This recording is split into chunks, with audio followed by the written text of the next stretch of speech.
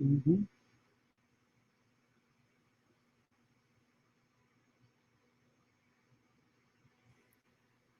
Well, that was absolutely wonderful. I certainly thank our panel for expounding on the notion of self care.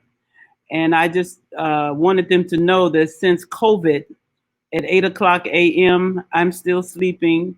At 12 noon, I'm finishing up breakfast. At 4, I'm ready to go back to bed for a nap. And at 8 o'clock p.m., I am in prayer on our prayer line. So this has been an interesting conversation. And when things kind of get back to normal, what we would define as normal, I certainly look forward to employing some of the techniques and some of the suggestions that were made on today. One of the things that I'm very proud of is that I am an HBCU grad.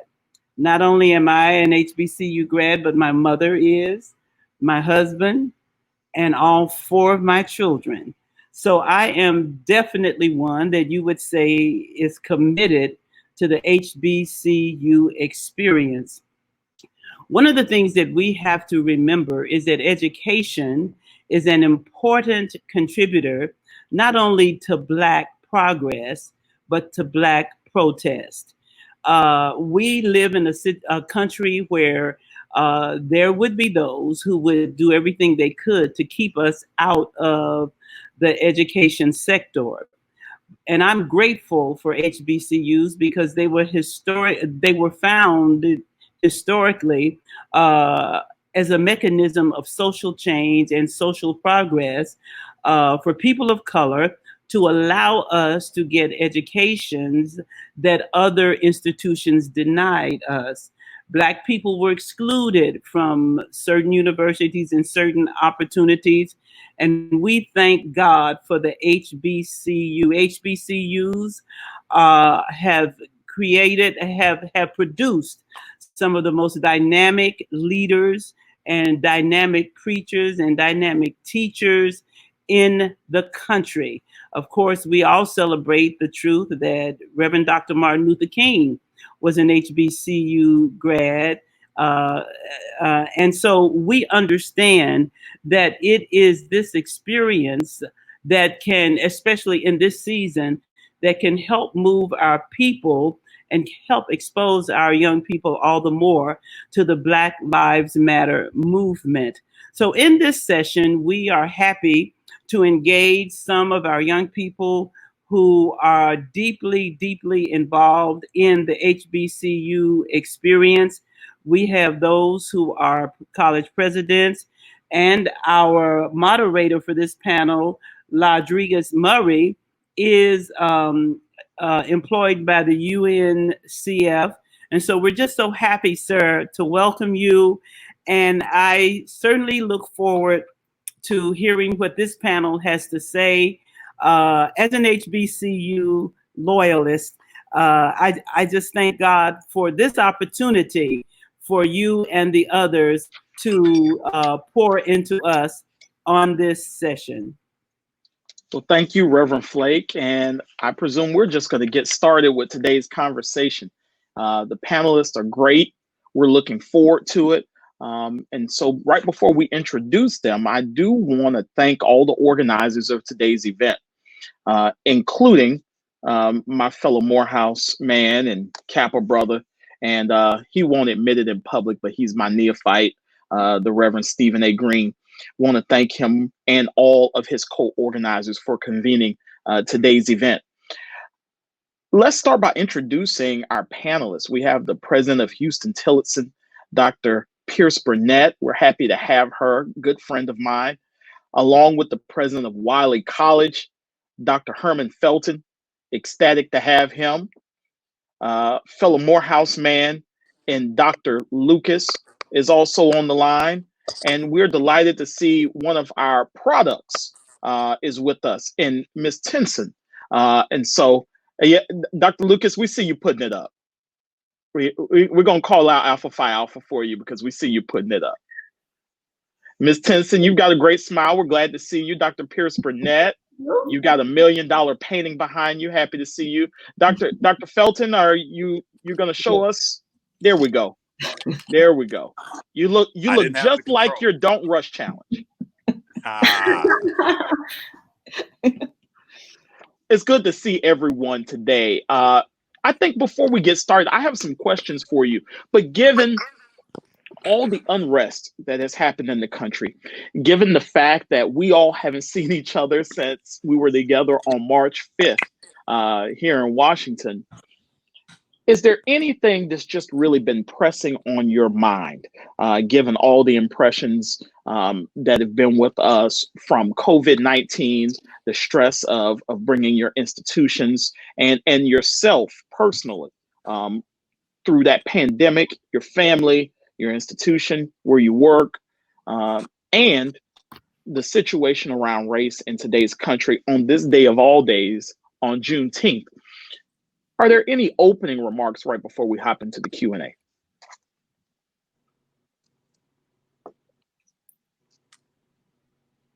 I am waiting for one of the ladies to go first. I'm a Southern gentleman. I think the thing important for me to share is 3 of the hardest decisions I've ever made in my entire career have been in the last 3 months. The first was postponing commencement. That was just a heartbreaking decision to make because commencement is so commemorative on our campuses. The second was opening my campus up to a march for the Black Lives Matter movement here in Austin. And the third was a recent decision to determine for us to stay online for the fall, which as an institution who's very dependent on tuition revenue, it's a decision that my moral compass tells me I need to make because of my campus. And those were the 3 hardest decisions. So it's been a collision of with the COVID-19 as a hidden enemy and a continual struggle with the Black Lives Matter movement.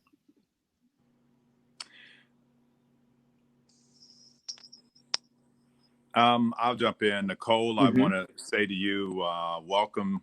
Thank you for being a graduate of Dillard University. I know your president, Dr. Kimbrough, is watching right now. Shout out to the hip hop prayers.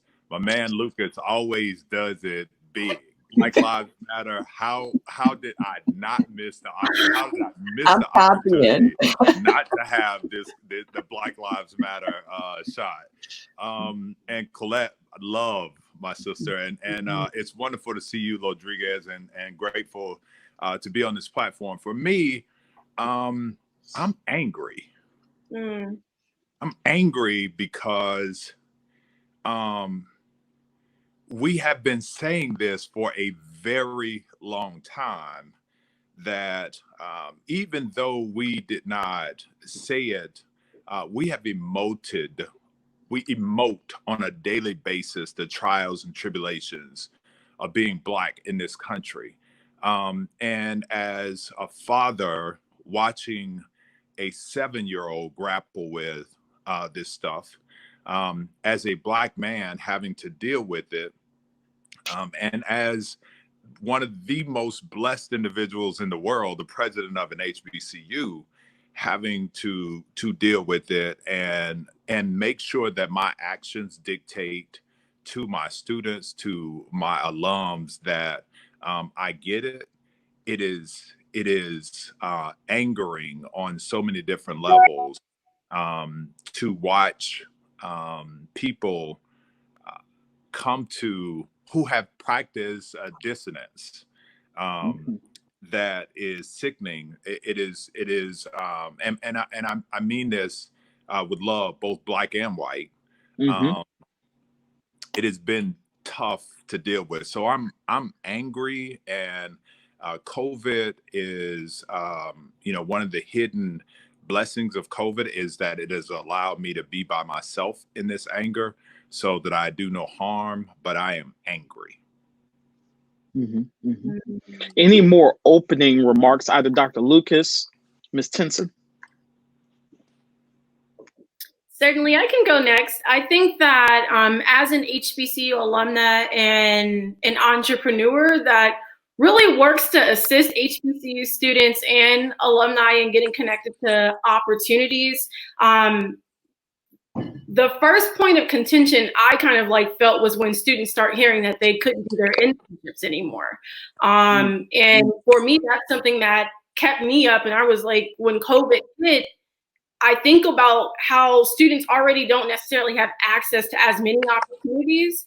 But then for the ones who did get a chance to gain an opportunity through an internship or fellowship, that opportunity was taken away from them if the company didn't shift into a virtual format. I also think that because so many young people are ready to voice their opinions, they're out on the streets. My concern is also with them and getting them to understand the importance of the work that they're doing, but also taking care of themselves. So many students follow me on social media. They'll reach out to me, they'll text me or reach out and group me. And I can feel not only the anger that you spoke about, but also like the confusion about what it means moving forward. As a student, as a Black person in America.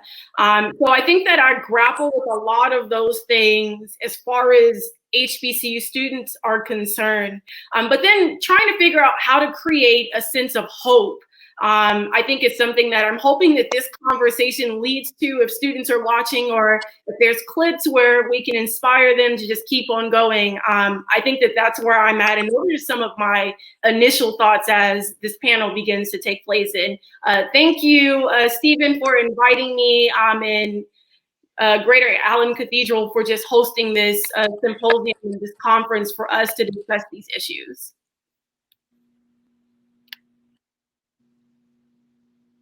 Dr. Lucas, you're still on mute. There we go. Sorry, man, that was the devil in my machine. I rebuke it, you devil. No, anyway, first I would like to start where you ended. Sis Nicole, welcome. Great to see you. Rodriguez, it's good to see you. Sister President, Dr. C, it is so good to see you. And Felton, where you been? It's good to see you. I didn't know you were mad. You should call me sometimes. Anyway, I'm just excited to be here, Reverend Stephen. And of course, it was so good to see Reverend Dr. Pastor Elaine Flake as she opened us up. And so I'm very appreciative about the moment. I think that for me, I'm in a space where for the first time, I have to really show up as the leader of something. In all my previous experiences in HBCU world, I was the vice president or the director and was advising the leader. And so now, you know, with two of the most globally affected pandemic and now social justice movement, I have to lead. And it can be a journey in trying to figure out how will you show up? What voice will you listen to? Which way will you go? Decision after decision after decision that will affect somebody else. Centering myself, understanding that at the end of the day, I have to represent the character and the integrity that I am as a person. And then my justice flows from my inner value and my core. Then also understanding that I can't do it by myself. This has been a humbling time. Where I have to realize that I do not have enough of anything to make it through this time period. We have to collaborate. We have to reach out. I got to listen to the students, got to listen to the parents. I have to find a way to find resources. There is no such thing as there's no answer to anything. We got to find it. And however long it takes, we have to do it. And this is a time period where we are struggling to finish the race. Good. So I appreciate all of your opening remarks. Ms. Tennyson, I'm going to start with you, but I'm going to ask everyone to fill in. So given the mission of HBCUs and largely built around educating the progeny of slaves, and given all that's happened in the last few weeks, last few years leading up to this, what is today, Juneteenth of 2020, where it seems like not a new emphasis is, but the emphasis that always should have been is placed. And so many others who don't look like us are looking to us to see how we handle this day. What does Juneteenth mean to you now? Juneteenth means everything. And I'm happy that so much is happening around Juneteenth today. I'm just excited about the actions that are going to happen afterwards, right? So I'm from South Central Los Angeles, was involved in the NAACP when I was young. And once I got to Dillard, I was active on campus and restarting the NAACP on Dillard University's campus because I understood the importance of addressing the social justice issues then. From there, I went on to become a part of BYP 100. So I was one of the founding 100 members. And that was my entry point into understanding social justice issues and the importance of youth really galvanizing and mobilizing and raising their voices. So Dr. Kimbrough, if he's watching, was very supportive of all efforts that we did on campus, as well as in the city of New Orleans. But I think that gave me the foundation that I needed to move forward. And just for context, I went to Yale for graduate school. The first year at Yale was probably one of the most depressing times I ever had in my life. And it took a moment, like, my mom was like, you graduated from an HBCU, you need to get it together. And I did. Once I remembered all the values and the morals that were instilled in me at Dillard University, that provided me with the strength that I needed to raise my voice against Yale University. So ultimately, we led student movements. It led to $23 million in increased funding to hire faculty of color. It led to Calhoun College being changed. So little things that we were able to do to help change the structure of an institution that had been around since 1701 happened from someone who went to an HBCU, just off of an article I wrote in the Huffington Post after being upset. But I say all of this to say it's important for us to pay attention to the movements that happened in the past. As someone mentioned, HBCU leaders and students have been at the forefront of all movements. So the civil rights movement, you think about the lunch counter protests, you think about Bayard Rustin and how he helped shape the March on Washington and organize that. And I think that it takes for students to understand their lineage and the legacy from the people who have attended, graduated, Stokely Carmichael, Diane Nash, Gloria Richardson, like the list goes on of everyone, the freedom riders who came from Dillard University, that have really shaped this country. And it's up to students and institutions, our institutions, to not only educate and raise awareness, but to continue to push the needle forward towards not only justice, but equity as well. So Juneteenth means everything. Like I said, I'm just ready for action and maybe not so many empty statements. Okay, Nicole. Now, after that kind of opener to the question, you have to tell me what you do personally to celebrate Juneteenth now. Oh, absolutely. As soon as this is over, we're hopping on our motorcycles. We're going to Lamert Park. So it's probably one of the few Afrocentric places in Los Angeles, but we'll be there. They have a huge block party. There's barbecue. And that's how I'm celebrating with my people. Good. So I'm excited about that. Now, Dr. Felton, I'm going to let you catch some of Nicole's enthusiasm, help quell some of your anger. Tell us what Juneteenth means to you. You're still on mute, sir. The host hat. Okay. I'm not a first-time Juneteenth celebrator. Mm-hmm. So, this day, what I'm excited about is that, I'm reminded, and I don't know the scripture precisely, but the first shall be last, the last shall be first. If you really wait on God, like, things happen in his time, and it's just amazing now. I'm happy that Juneteenth and the story, of 1865 and that general reading the letter and that house down in Galveston, Texas, that mansion being memorialized now for so many people getting to really understand what Juneteenth is. I'm watching a ticker tape, and the NBA or the NFL, one of them, gave all of their employees the day off and hope that they find themselves in a reflective place. Mhm. And I wrote a letter to my campus, which is why I am so grateful that God had my lot as a president of an historically Black college, where I get to write an open letter to my campus without cutting words or mincing words or worrying about whether it will be offensive or not.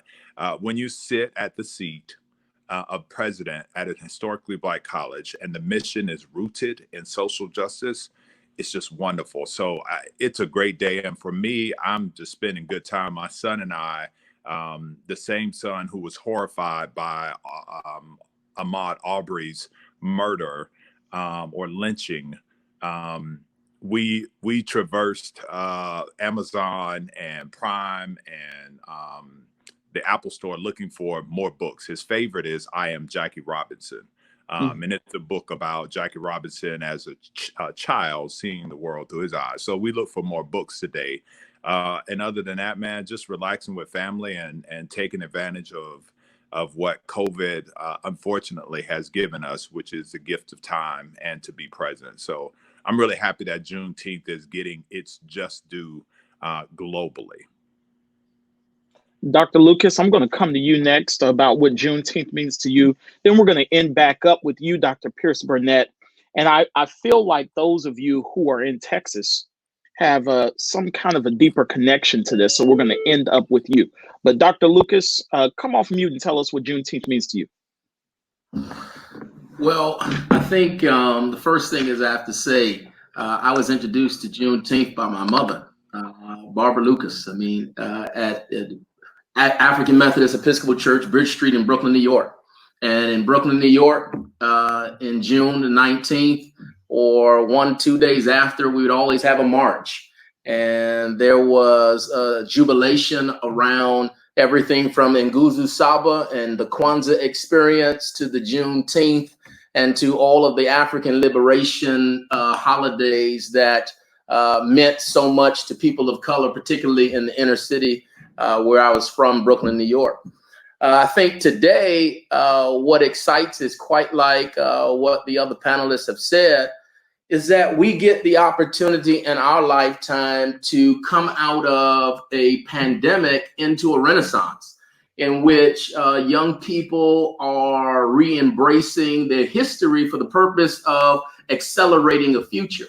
There is no time like the present. And so today for me, I'm excited to be in the divine position. And, you know, look, it was only going to take Felton a couple of moments to start quoting scripture. So, you know, we might as well give honor to the Spirit of God who has brought us here. But also, you know, there was a great man by the name of Vincent Harding who in a book called There Is a River talked about the continuous flow of this river powerfully to its own goal. And it is the actions, the incremental actions, the steady protests over the last 400 years that have brought us to this renewed commitment to freedom. Look, I said it all day yesterday. I'll say it tomorrow at another rally. Look, Juneteenth is simply about the day when the slave master tried to convince us that we were still slaves. And after 2 years or so, guess what? They couldn't hold the secret that we were free. So today is a day for me to let the secret out. Brothers and sisters, you're free. If you're in any situation where you think you're in prison spiritually, mentally, economically, politically, socially, you are free. And freedom is the call of the day. And freedom is how we're going to live it. And tomorrow we're going to be out celebrating and doing some more truth to power, power to the people, and just speaking for justice. Coming to you, Dr. Pierce Burnett, I know growing up where I did in Georgia, I never heard about Juneteenth until I went to Morehouse and I had classmates from the state of Texas and they told me about this holiday. I didn't really believe them at first. I had to go look it up. You are there in Texas. You're there in Austin in the state capital. Tell me what Juneteenth means to you. Before I do that, I want to feel what Walter Kimbrough's feeling right now, which is an extreme sense of pride, because one of the best things that happened to you as a president is when you see your students rise and blossom and evolve into greatness. And Nicole is definitely on par for that. So my salute to my brother, Walter Kim, my brother, President Walter Kimbrough, because you are one of our many, many, many, many, many wonderful things that come out of historically Black colleges. I did not attend an HBCU. I went to Ohio State University. I grew up in Cleveland, and I knew of Juneteenth, but I didn't know of Juneteenth. And when I became the president at Houston-Tillotson, someone told me, we're off on this day. It's Proclamation Day. And I was like, no, that's June 19th. That's not a holiday. And I was nicely informed that in Texas, that's a holiday. And we won't be on campus tomorrow. So I went to the Juneteenth Parade, and I saw how it's large and grand, like most things in Texas. So like any president, you need to understand your history of where you are. So I went to a scholar did a presentation about Juneteenth, and I attended that. And he started off with saying on June 19th of 1865, and something hit me like a ton of bricks. My own institution was founded in 1875, and that's 10 years later. So when I thought about the fact that there were two institutions that were combined, founded in 1875 and 1876 respectively, when I thought about that, that's 10 years after they gained their freedom. Mm-hmm. So it was open to train freed slaves or descendants of freed slaves. And that, for some reason, shifted my impression of my institution and my role as a leader of that institution. So when we're faced with things like where we are right now, I think about those before me, and my institution has the same strength, the same grit, the same resilience, the same unassailable, unshakable courage. And it's my role to continue to remind my students of that. And we're rooted here in East Austin and play a very important role. And I saw Ambassador Andrew Young speak once, and he said, coincidences are God's way of remaining anonymous. And the coincidence of the pandemic, the coincidence of our civic unrest, God had us sit still for almost 2 months to reflect and pause. And then we get shaken awake by racism, acts of racism that we know aren't real. What's real is it's being filmed now. That's the difference. And then we have to contemplate where we are as institutions. So, and then the coincidence of Juneteenth being right in the moment to forcing us to continue to commemorate and continue to think and pause and reflect is so important. And I like what my brother said about out of a pandemic into a renaissance, but that's really up to us to continue to remind ourselves so that, and I said this at our own rally, and I'm quoting from the Black Lives Matter movement, that this can either be a moment or it can be a movement. And HBCUs have the power to continue to remind all of those around us, those who we serve and those who are just our audiences and our constituencies, that this is just not a moment. It's actually another movement on the heels of a collision of quote unquote coincidences. So I will be celebrating.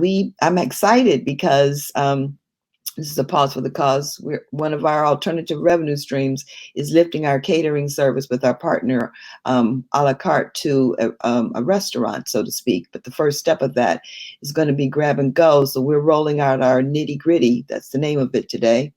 Southern cuisine, soul food. And we're going to be a part of the Juneteenth virtual celebration, the drive-by celebration, and it's called Stay Black and Live. So I'm super excited about that. And I'm just like my two brother presidents said, I'm very humbled and honored to be serving at a historically Black college at this point in our history. It means so much to me to be able to serve young people at moments such as this and to continue to encourage them to keep their grit, their resilience, and their courage and bravery.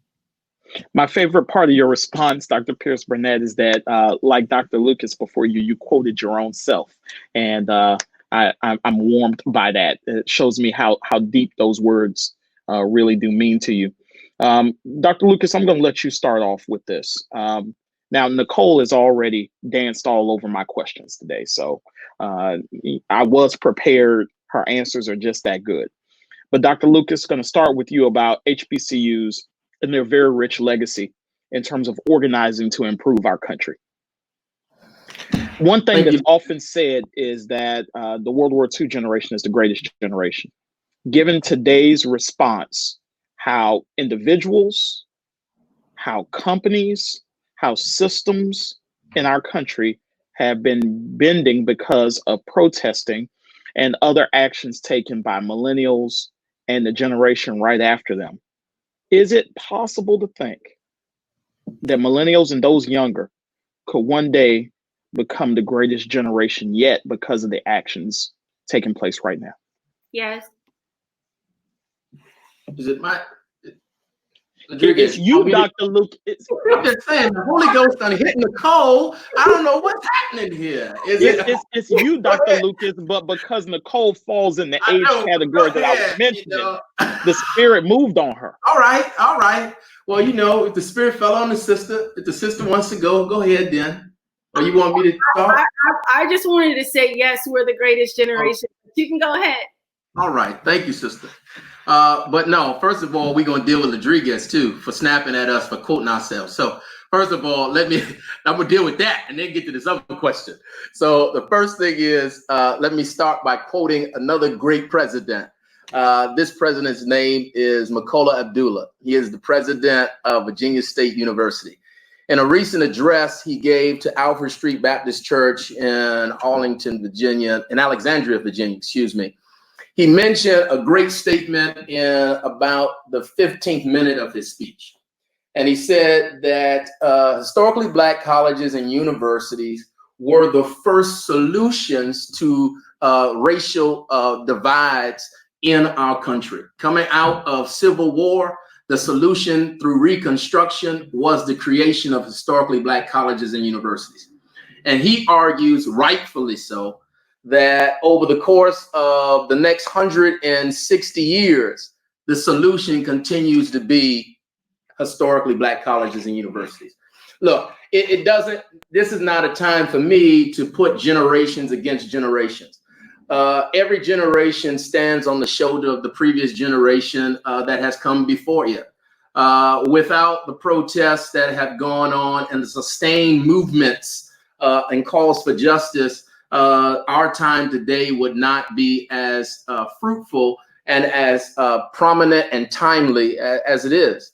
What we can say is this, that the historically Black college and university and our work in graduating people who could take jobs at these companies, and when the struggles happen, that while we have a certain generation marching in the streets, another generation of HBCU grads were marching into CEOs' offices demanding that they fund the change. It's not one point or another, not another generation against another, but it's what we all do. Some are using their voices, others are using their influences, some are working in silence, some are visibly out there. And what this is a moment where the historically Black college and university is showing its relevance, that everybody we produce, everything that is a byproduct of our institution is preparing this country and reminding this country of the necessity of justice, primarily for African-American people. We will bring our Hispanic sisters and brothers with us. We will bring our Native American brothers with us and our sisters with us. And at the end of the day, what we see is this is a global reality. And it is the ignoring of HBCUs that have created the context that we are in. You will either educate my people or we will riot. You will either give us justice or we will destroy and tear down your physical locations where it is. These actions come as a direct product of the lack of funding and support of the HBCU. If you support us, then you will see peace return to your streets. Power to the people. Dr. Felton, I'm coming to you. I think Dr. Lucas had a perfect segue there. One of the things that hit me very hard in the last couple of weeks is that following what happened to our dear brother that we all got to watch and see happen far too many times, I realized I never again want to hear one question that has been probably one of the reasons why I have the job I have today. I never again want someone who thinks they're an ally to me and my people to ask me, do HBCUs need to still exist in this day and time? I never want to hear that question again. Now, birthed out of the discussion we're having and Nicole playing her flag in the ground about how millennials and younger could possibly be the greatest generation, segueing into that question, want to get some thoughts from you because I know that you probably already have an op-ed on the situation ready to go. You trying to keep me angry, right? Because anybody that knows me know that that's a question that I refuse to answer. Plain and simple. I just refuse to give any air to it. But two things that I'm happy about right now. Lucas was really on point when he talked about the notion of the generations, and the dichotomy of them is the beauty, is where you find the beauty. I believe that the millennials now are straight knuck if you buck. This is what we're seeing right now.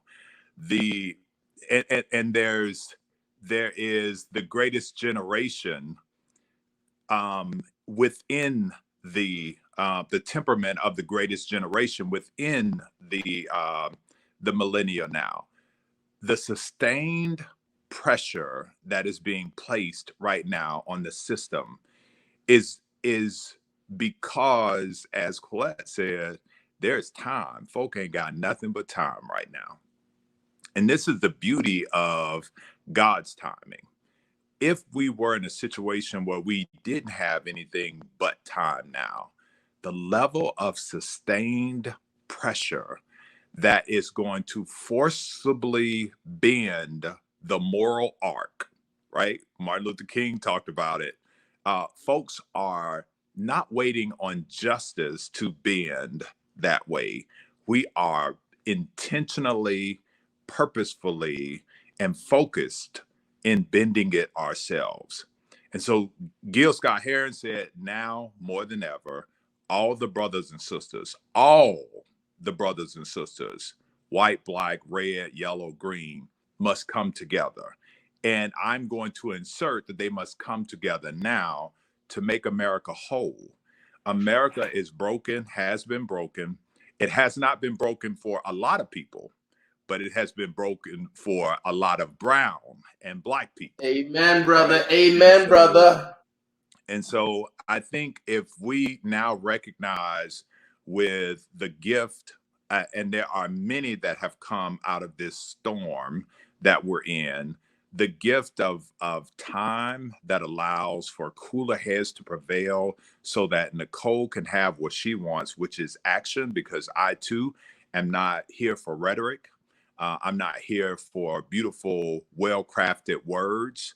In fact, if you don't even have a tinge of passion in those beautiful words that you are, espousing, you lose me, right? So if you are void of passion right now, because this is the first time in my life where I felt like America gets it, right? And I remember sitting in law school down at the University of Florida. We were in con law, Fletcher Baldwin, one of the most brilliant constitutional law minds. And we were talking about Jim Crow. And one of my classmates said, I will never forget it, I don't know if Driving While Black is a figment of their imagination. This was in 2001, right? And the privilege to say that is what angered me more than the audacity of him spouting that in the room with 8 other black folk. And so the generational brilliance of each of them is on par. And I think it sets folk up now to carry the baton in ways that are needed for this moment. I think this generation will go down in history as a major contributor to making the world move in a way that it's supposed to.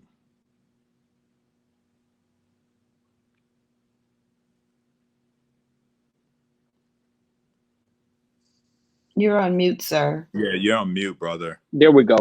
There we Dr. go. Pierce Burnett, I want you to round us out talking about if millennials and others could be younger, could be the greatest generation. I've been in debates with those that are my age and a little younger, and they have expressed, and I'm a millennial, just right there at the cusp of the early 80s.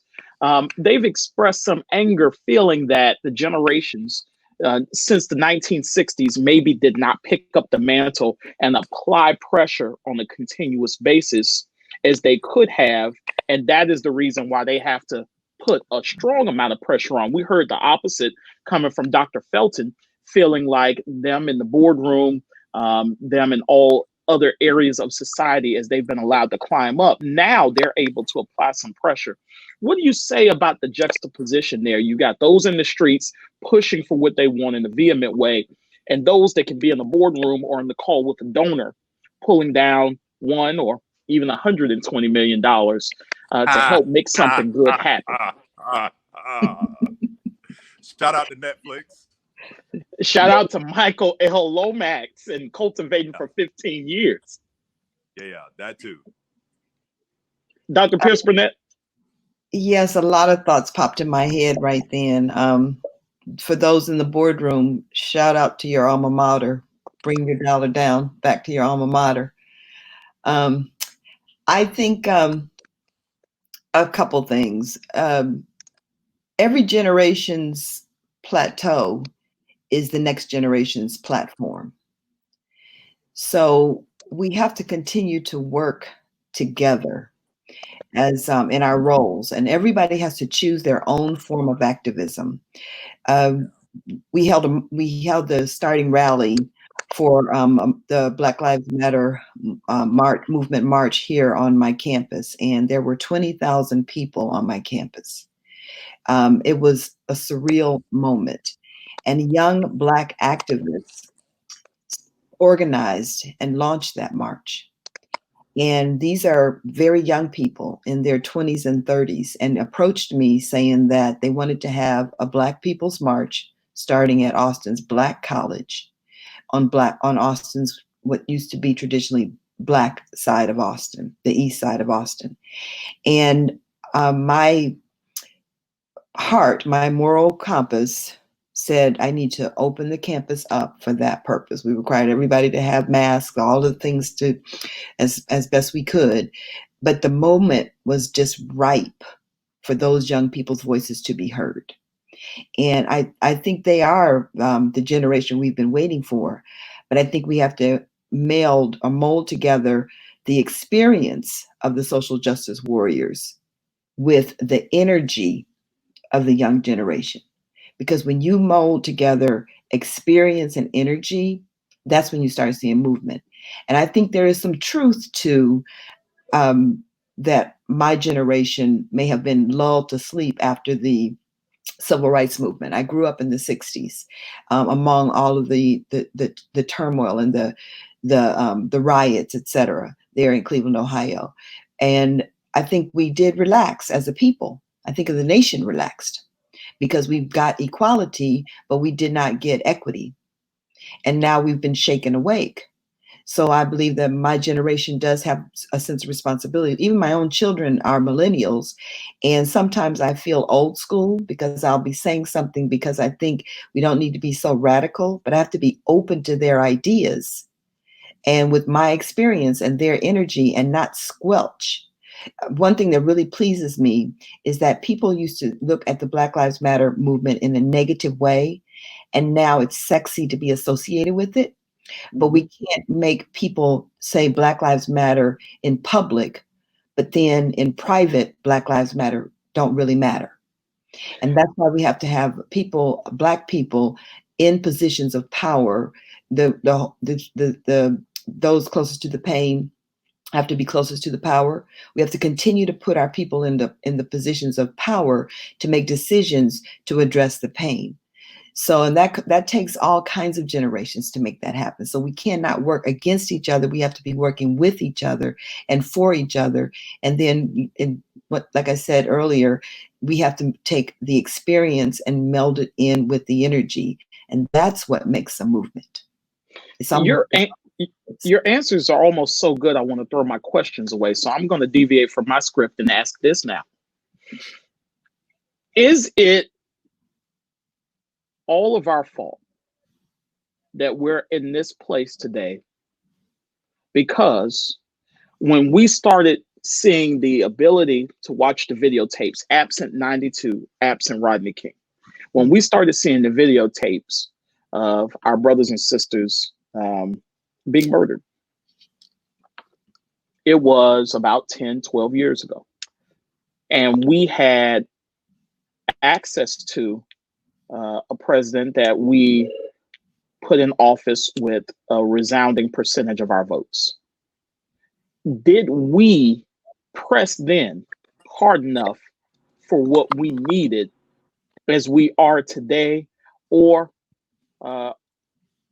did we press hard enough? Did we do what we could? Because those that are elected, they respond to constituents, they respond to voters. Did we push hard enough to get the accountability to bring about the justice that we deserved for 2 terms when we had the chance? That's just open. Yeah, I don't think that so I think it's wrong for me. I can't look at it from that perspective. I think the dependent variable that we're talking about is America. The independent variable are the oppressed, right? And America has the power, or has had the power. And it is, how do you get them to change? I think what was said earlier today, COVID has given folk an opportunity to sit down and stew and think about mortality, morality, a lot of different things. And so this is why I can't help but to go back to seeing COVID and George Floyd and Ahmaud Arbery and Breonna Stone, all a part of the plan of God's will. And I won't suggest that sacrifice is necessary, but we know what the Bible says about sacrifice as well. But I think the confluence of all these things reach a tipping point. And what we're seeing now is a tipping point.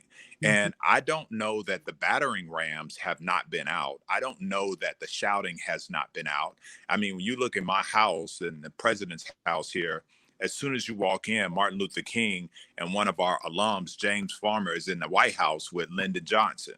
So the advocacy inside the house with the suit on and the rage outside has always been going on. The difference now is that somebody's attention is in a position where they cannot ignore, even if they wanted to right now. You cannot ignore what's going on right now. And I think it is just timing. I mean, that's the only way that I can make sense with all this. And it could not have, the pressure that we applied before didn't move the needle. And so I can't think of anything other than timing and the confluence of things, variables that are in the pot of gumbo now that has that roux right and that gumbo tasting really hot right now. I'm sorry to deduce it to that, but gumbo has a lot of ingredients. And I think now, this time, there are a lot of things that have factored into where we're at this point. I'm going to accept that. Dr. Pierce Burnett, we're coming up on 10 minutes. I do want you to respond, and we're going to move on to a question that I know you all want, which is resources. But back to you, Dr. Pierce Burnett. I just want to add really quickly to what Herman was saying. Hindsight's always 20/20, and it's cognitive dissonance to say what would have happened or what should have happened or what we could have done. I think the important thing is that we learn from our history and that we act differently or act accordingly going forward and continue to apply that pressure in where we are right now, knowing what we know works or doesn't work. Good. So HBCUs have been in the spotlight a lot lately. Instead of describing these institutions from a place of need and want, how can we describe our institutions? And I use that word institution on purpose instead of schools, because I don't want to trivialize what you lead and where I graduated. How can we describe our institutions in a way that emphasizes their several strengths? Or in other words, what's the value proposition?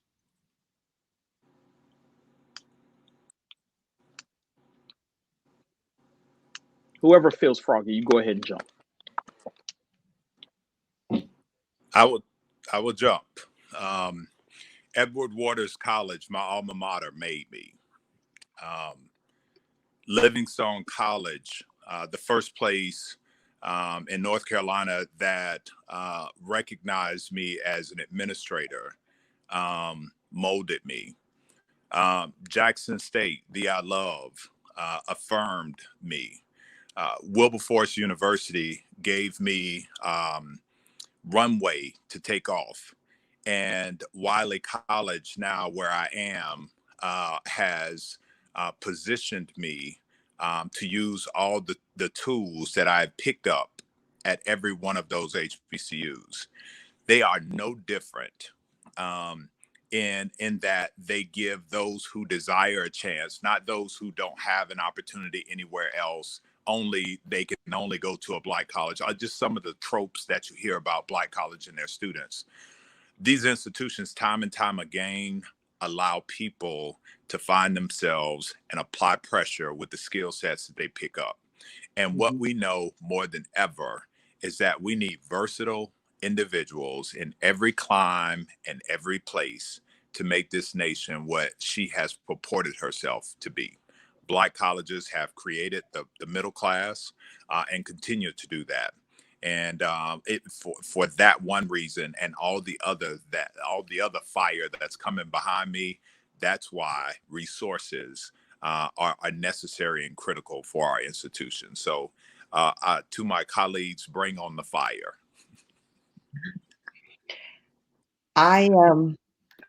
There's nothing like the HBCU experience. If it could be magnified and resourced, the nation and the globe would be a better place. There's nothing like the experience. And I speak from a very informed perspective because I've worked at one now most of my professional career, and I've dedicated my life to the mission, even though I didn't attend one, because I see what happens at these institutions. And I see the value that they bring in people's lives. It breaks generational poverty, and education is the great equalizer.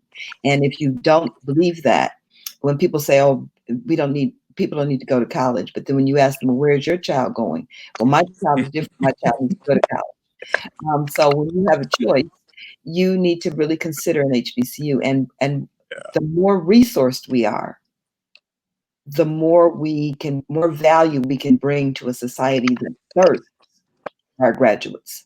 And that's even becoming even more prevalent now, that they thirst for our graduates. Not that they think they want our graduates. You need our graduates. And they thirst for our graduates just because of the people that they are. And Nicole said it earlier, they were the hallmarks of all movements. And we're seeing that even now today. And there's nothing like the HBCU experience. There's a magic there that you can't really put words around. Now you really see it as an anointed and divine experience. Dr. Lucas, you look ready to go. How do we, description-wise, go from strength to strength? Oh, I just feel in my spirit I should let Sister Nicole go. So go ahead, sister.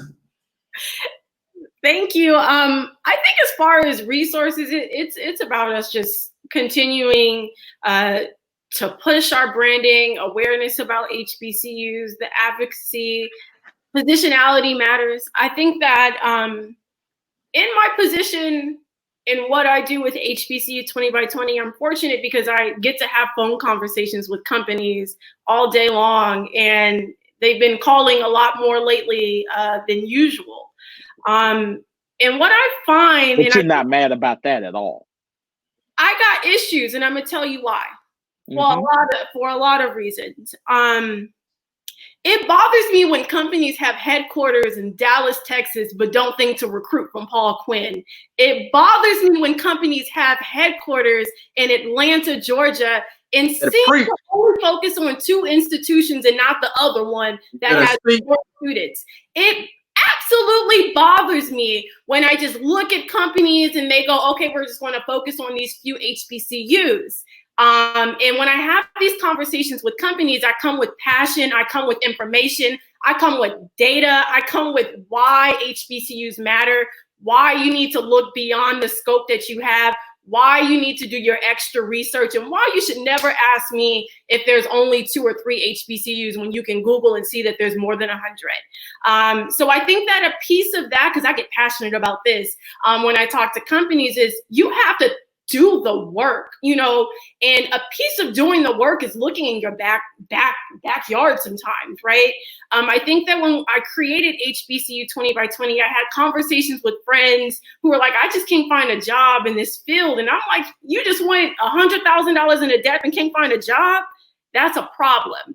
And as companies are knocking on our doors now, or they're giving out $120 million, or, you know, writing statements about why HBCUs matter and creating programs for creatives at HBCUs, I think it's important for us to not only respect the fact that they're doing this, but also on the opposite end, hold them accountable. So I think that accountability is a big piece for me. And when I have these conversations, that's where I always start at. We posted on Handshake. Okay, but did you go to the institution and connect with the students and engage? If you didn't, you're wasting your time and you're also wasting theirs. So I come with the intention of getting companies to understand the importance of HBCUs, the values, because at the end of the day, they operate on their bottom line. And we all know that, and it's statistically proven and have plenty of case studies to prove this, that diversity matters. And if you look again, we've had these conversations about HBCUs and the roles that they played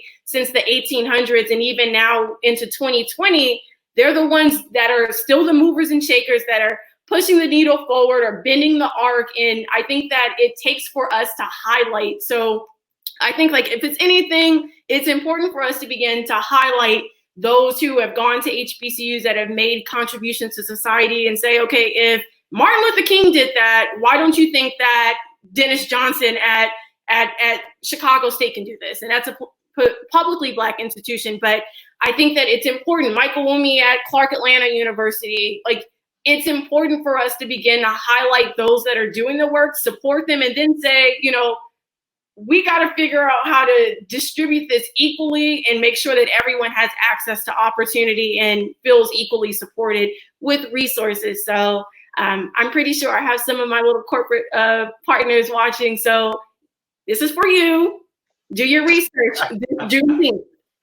I don't know. We have time, Rodriguez, for me to chime in or no? Let's do your answer quick, and then I'm going to end with the most important question of the day. Well, then maybe what I have to say is important if the most important question is coming.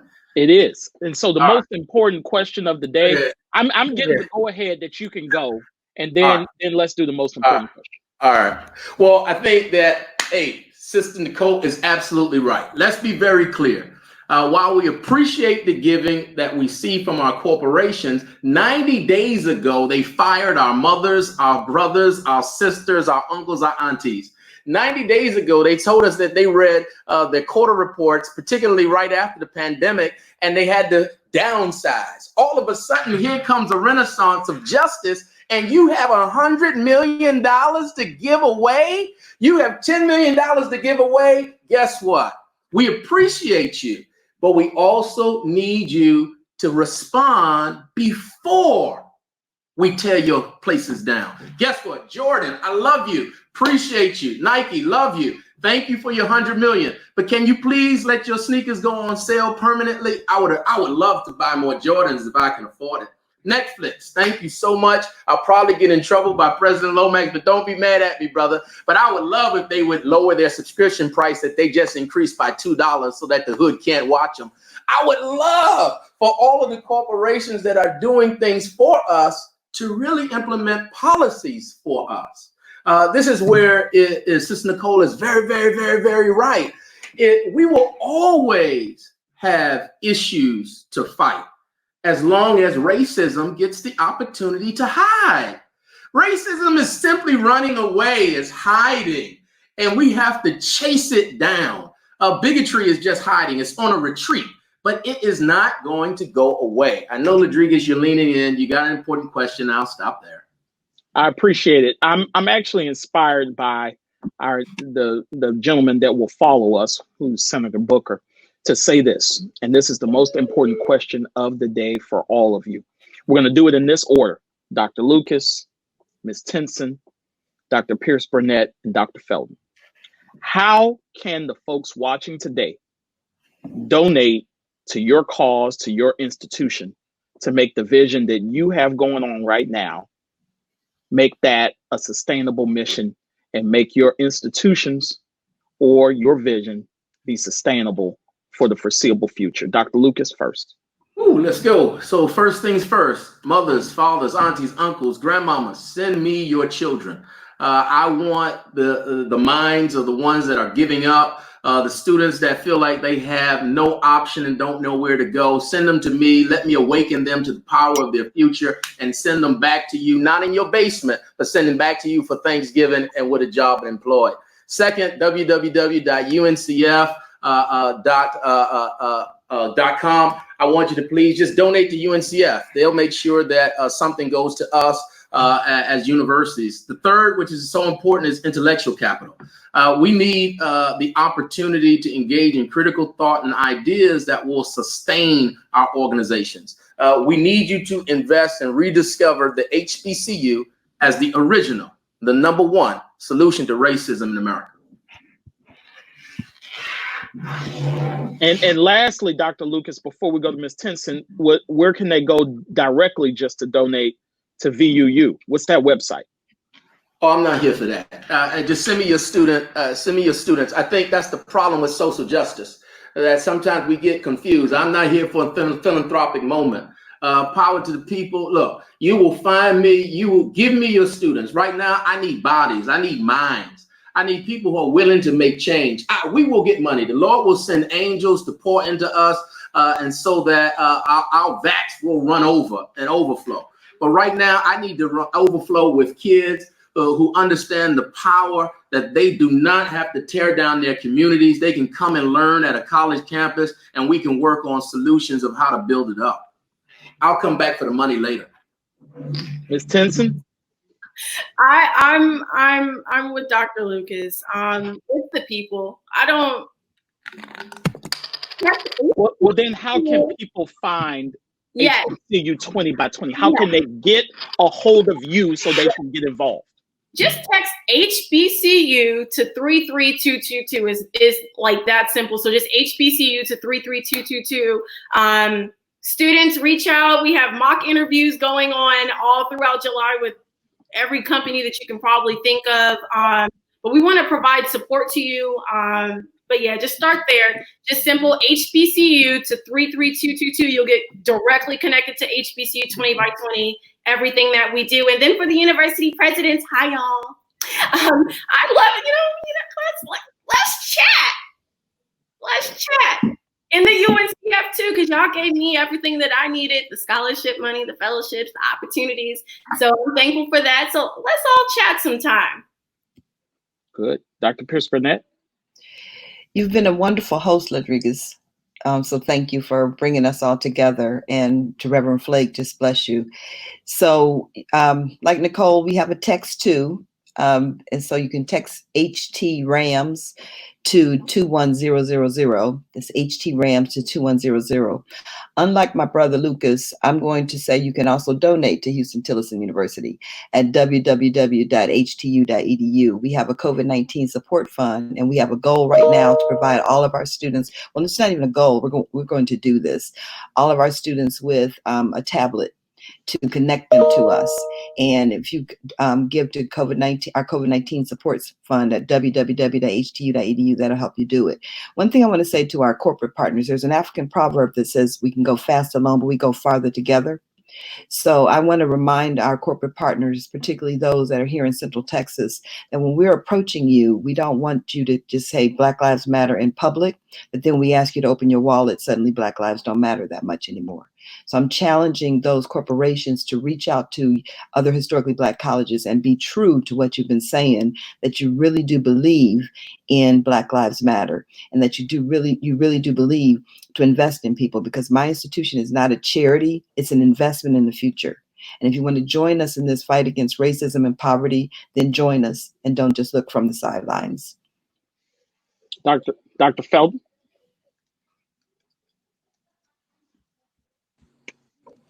There we go. www.wileyc.edu is where you can connect with us. And I too am going to take a slight departure from our brother Hbcus, who I never ever do. There is some major corporation out there, some influential person that needs to be connected with Wiley College. The economic driver is what allows us to do things on a magnanimous scale. And I believe that there's someone out there for each of our institutions that can champion our institutions and give us the necessary resources to exponentially impact the world and to give our students the things that they need.